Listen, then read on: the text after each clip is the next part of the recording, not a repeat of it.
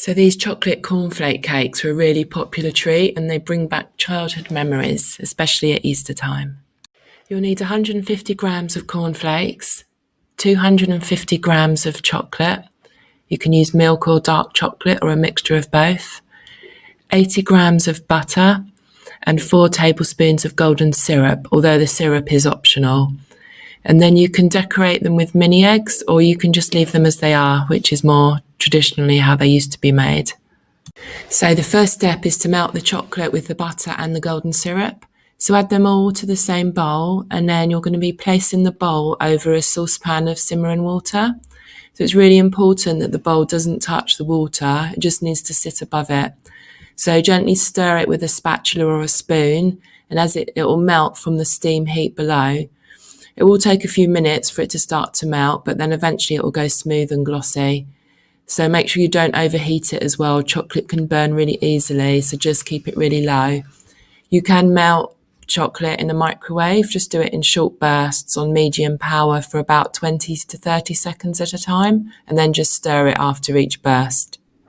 Once the chocolate is completely melted, you're going to be pouring it over the cornflakes, scraping out as much of the chocolate as you can, obviously resisting the urge if you can to dip your finger in for a quick taste.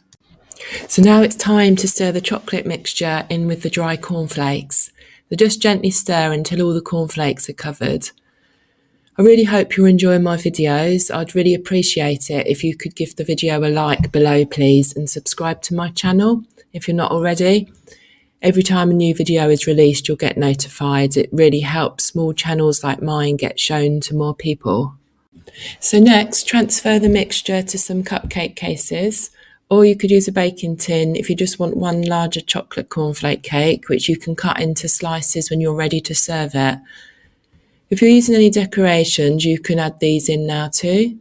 Just gently push them into the cakes one by one.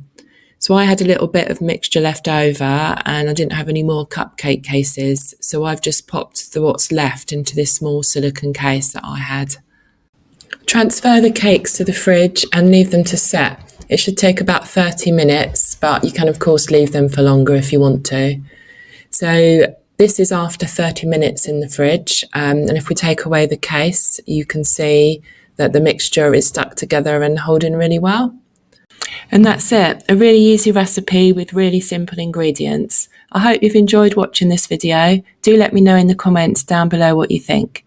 Thanks for watching, and I'll see you next time.